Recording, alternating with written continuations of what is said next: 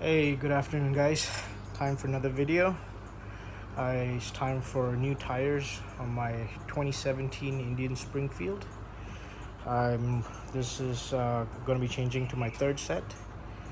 I'm currently running the Dunlop Elite 4s. I've got about 25,000 kilometers on them, and it's time for new rubber. So this time I'm trying these new tires. Metzeler Cruisetecs. These are the stock tires on the Challenger. I've ridden them on dry roads. It was very good. I'm hoping it's better than the Dunlops on wet road. I'm not gonna show the tire change process, so I'll speed through that. I got this Rabbit Honda Street tire changer. I'll just speed through that, but main purpose of this video is to show you how to remove the rear wheel, as well as installing the rear wheel with new tires and doing the drive belt alignment and adjustment. So some prep work before you start. Remove the saddlebags, that's for sure, because you'll need good access to the axles, and you don't need to remove the exhaust. Apparently there you can do it without removing the exhaust, but removing the exhaust is actually super simple. It's just 3 bolts, and then you get much better access to the axle. So I went ahead and removed the exhaust as well. There it is, my saddlebags and my exhaust. I'm not going to show the front wheel removal and installation because I've already got a video on that. I'll put a link in the description so you can check that out. For the rear wheel, so that's the prep work, right? So remove the saddlebags, exhaust. The other thing you might want to do is, before jacking up the bike, I got my jack right there. Before jacking up the bike, go ahead and loosen the axle. So let me just show that to you. There it is. It's you'll need a 20, I believe it's 27 millimeter socket, or you could use a 27 millimeter wrench. So don't remove the axle. Obviously the bike's still on the ground, but go ahead and just loosen it, because it's a lot of torque, so it'll be easier when the bike's on the ground. So just loosen it just a little bit, and then you can jack the bike up. So let me go ahead and do that. I'll jack the bike up, and like magic, the next shot will be the bike's raised. All right, see you guys in a bit. Okay, so I've got the bike on the jack. The wheels are still not off the ground, but there's less weight on the bike now. The bike's raised slightly. So come to this side, remove the brake calipers. The brake caliper, the 2 8mm bolts. So you'll need a 8mm hex bit to remove that. Remove the TPMS as well. That you need a 5mm T-handle or a hex bit to remove that. Make sure not to lose the shim. There'll be a shim there. Save that. You're going to reuse that, so get that out of the way. Next, we can just make sure the rear wheel is barely touching the ground. So it's kind of, it's just touching the ground, so it's very little weight. And in order to not remove the fender but still remove the wheel, as you raise the bike up with the jack, you want the swing arm to fall down. And in order to do that, there's a little take out your side panel. There's a little I don't know what you call it, a little metal rod that's connected to the shock. So if the bike is just about weightless, the rear wheel is just touching, you should be able to pull this out easily. There is a what do you call it? Man, mine is slow. Circlip right here. I don't know if you can see it. So remove the circlip first, and then this metal rod. You need to. There's a hole, threaded hole here. So use the screw that that you took out for the TPMS, that screw will screw in just nicely here, and then you should be able to pull the rod out very easily. So let me remove the circlip first, and then I'll show you how to remove the rod. Okay. So I just wanted to show you, this is the shim that's with the TPMS, so don't lose this. You're gonna reuse this. Your bike might have 1, 2, or 3 shims. Mine only has 1, so save that. Keep all your screws. It's good to be organized. I know, maybe put them in Ziploc bags so you know which screws go where, but I kind of done this a couple of times, so I know which screws go where. Next, use the screw that you took out the TPMS, the 5mm screw, and that'll thread in nicely with this rod. So thread it in, and then you should be able to pull it out. So before pulling it out, there's a circlip which I've removed right here. So be careful, remove that first, and then you should just be able to pull. Let me show you. Pull this, and there you go. It should come out easily. Save this screw. This is for the TPMS, so remove the screw, and yep. And then now we can jack the bike up fully. The swing arm should now freely fall down, so the bike will raise up, the tire will remain down. So you'll be able to remove the axle and also remove the wheel without removing the fender. All right, let me raise the bike up and get back to it. All right, the bike's up on the jack and secure. As you can see, the wheel is now, the swing arm is now slanting downwards, so there's plenty of space and area to get the axle out and get the wheel out without removing the fender. But I'm done for the day. It's time for happy hour. As you can see, my friend Fred's here. Yo, happy hour time. I also remove my front tire, front wheel, change it tomorrow. Okay, see you guys tomorrow. All right guys, next day, time to remove the rear wheel. Before you do that, make sure you use a Sharpie or something to mark the axle adjuster on both sides. So I put 2 marks here, 1 here and here. You can use just to mark it, so when you're putting back the rear wheel, you know roughly where the adjuster should go. So I've done that on the left side, and I've done the same thing on the right side. Next, remember we already loosened the axle nut while the bike was still on the ground. Again, use your 27mm socket and a nice long socket wrench, or use a simple 27mm wrench. Remove the axle nut, and then we can push the axle out from the left to the right. There should be some spaces and stuff in the so save those. Okay, let me get that done. All right guys, wow, that was very difficult. Actually not too difficult, but that was difficult to get the axle out. It was kind of stuck. So here's some tips. I forgot some steps as well. So first thing, before you try to remove the axle, loosen the axle adjuster nuts.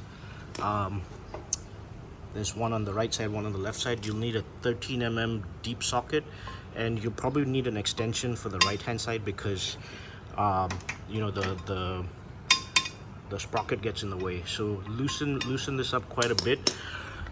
Do the same thing on the right hand side with the left hand side. This axle adjuster nut, again the 13mm socket, loosen it up. Once you do that, then lower the bike slightly, and I put wooden blocks. The bike's still jacked up. Lower the bike slightly so the tire is resting on the wooden block, so there's not a lot of you reduce the weight on the swing arm, and so that makes the axle easier to push out. So I did that. Second is use a mallet and bang the tire from back. So push the tire forward a little bit. Once you push the tire forward a little bit, the drive belt will be really loose, so you should be able to take it out. Once you take it out, if it's still tough to get the axle out, here's some tips. So try banging it with a mallet. If that doesn't work either, the other tip is use your axle nut, thread it onto the first few threads of the axle itself. so you don't when you're banging the axle, you don't damage the axle. So you thread it on the end of the axle nut and then hit it, hit the nut. So, and just, there's no magic to it. You just got to hit hard without damaging the axle, right? And then you should be able to pull it out. Once you pull it out, the wheel should be free to take out. And so I'm going to jack the bike back up a little more again. So I'm going to take out the axle and pull it out. There should be some spacers, so save those. Okay, let me get that done. The other thing that you can try is use a, what do you call it? Whatever this is, metal rod. Very carefully put it on the tip of the axle so as not to damage the threads of the axle, and then tap the other end with a hammer. Okay, so don't hit the axle directly with a metal hammer. You'll damage the threads. Okay, so on the left side, you're gonna have the axle nut, the washer, and the spacer. On the right side, once you take out the wheel, there's the axle. Obviously, it's pretty dirty. I'm gonna clean that up nicely and lube it up. On the right hand side, the sprocket, right? There'll be a spacer in here, like this one. Again, it's dirty, so I'm gonna clean this up and lube it up, give this area a nice clean. You can change tires, and then I'm gonna try to attempt to change tires on my own with this tire changer. And I'm gonna resume the video when I'm putting back the wheel. Okay. Hey guys. All right. It's been a couple of days actually. It's been raining really hard, and I do have a covered space, but you know, with heavy rain, water does get in, so I didn't work on my bike. So anyway, I finally put the wheel back. I changed tires and I put the wheel back. So these Cruisetecs. I didn't film it because I was in a hurry, but it's pretty straightforward. But you need 2 people. It makes life easier. So with the bike jacked up, you'll need it jacked up quite high because you need to get the wheel under the fender. So you need the bike jacked up quite high. You need 2 people. So make sure you put the spacers that you took out earlier. So there's one spacer on this side, and on the other side is the drive sprocket, and there's a spacer that sits inside here. It won't fall out of the drive sprocket. It'll be stuck in, but make sure you take it out, give everything a nice clean, either with soap and water, or give it a nice wash, and make sure you put a nice thick coating of grease on all the spacers. So the spacer here, as well as the spacer on the other side, and also on the entire axle rod. So put a nice coating of grease. Have one person hold the wheel with the bike jacked up, so you kind of coax the wheel under the fender. And then the wheel is really heavy, so you don't want to carry the wheel up to the bike into the swing arm. So that's why one person hold the wheel, the other person kind of lower the bike with the jack very slowly until the swing arm kind of aligns with the holes of the wheel. Right, once that's done, make sure the spacers are in place. Also on this side, the the brake caliper bracket, make sure that's fitted as well. That'll come out when you take the wheel out, so make sure that's fitted. Once the holes are aligned with the bike still jacked up a little, but with the holes aligned with the swing arm, kind of put the axle in, get the axle rod started. Use a mallet and very carefully bang it in. Make sure to not damage anything. So that's why you'll need to go slow, kind of bang a little. If it's going in, then make sure it aligns well here. Bang, bang, bang, bang. Once it's fully in, you're good to go. Make sure you put this axle adjuster, which you took out, and then the nut. You don't need to torque it fully, but tighten it to about 10-15 pounds, foot-pounds. And then while the bike's still jacked up, let me go on this side. So on both sides, you should have made markings where they initially were aligned. So kind of position roughly in that area, and torque it to about 15 foot-pounds. So it's not tight enough, but the wheel won't move. And do the same thing on the other side. So once it's torqued to about 15 foot-pounds, you're now good to go with the belt adjustment, belt tension adjustment and alignment, right? So while one more thing I forgot, very important. Remember we took let me get this out, side panel. Remember we took this rod that kind of goes into the rear shock and kind of holds the swing arm in place. So once the wheel's in, again, lower the bike gently until the wheel is barely touching the ground, and flash a torchlight through it. So I already did it, but I'm just showing you. Flash a torchlight through it. You should see the shock, the hole here in the frame and the hole in the rear shock. Initially it won't align. The frame will be higher than the shock because the bike's on a jack. Lower the bike slowly as the bike comes down. Again, you need two people.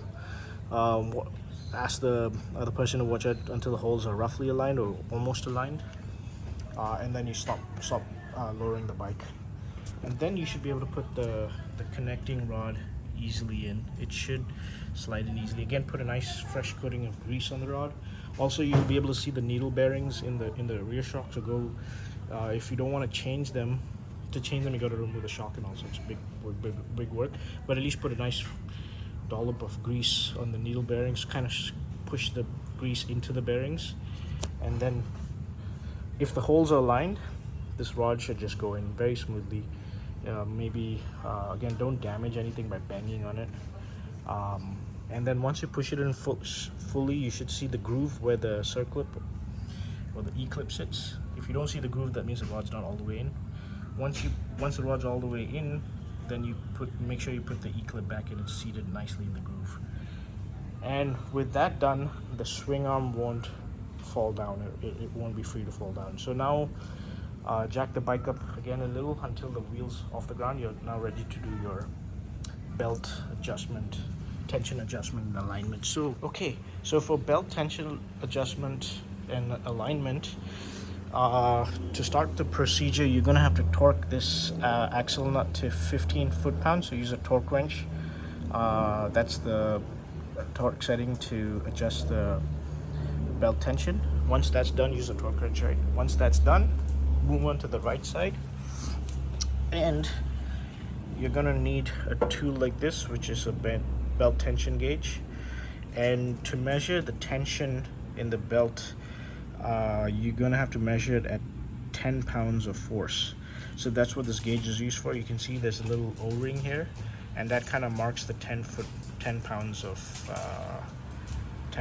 force. There's a little marking there. So line the O-ring with that marking, and then what you're gonna do is place the gauge on the belt right here, and then push with your hand. And as soon as the O-ring touches, sorry, it's hard to do with one hand. As soon as the O-ring touches the bottom or the top of the gauge, that's 10 pounds of force. So then what you're gonna have to do is measure the deflection in the belt. So there are a couple of ways to do this. Is first measure the height of the belt from the ground, and then after with this gauge pushing up on with 10 pounds, measure the new deflection and then subtract it.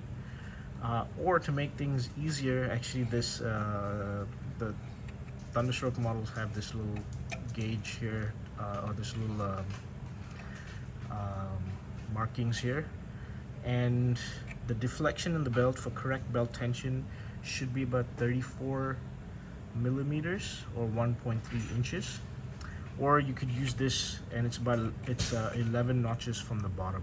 So if you just count 1, 2, 3, 4, 5, 6, 7, 8, 9, 10, 11, it's actually I've counted it, it's actually the third one from the top. So I just use this as I don't want to use a ruler to measure the deflection in the belt. So you're gonna want to measure the tension in a few spots. So Measured using this again, push from the bottom, and then once the O-ring touches this part of the gauge, the top part of the gauge, see where the belt aligns with this little markings here. If the belt tension is too loose, that means you need more tension. Take your 13 mm deep socket and the right side adjuster nut, the axle adjuster nut, tighten it. So tighten it.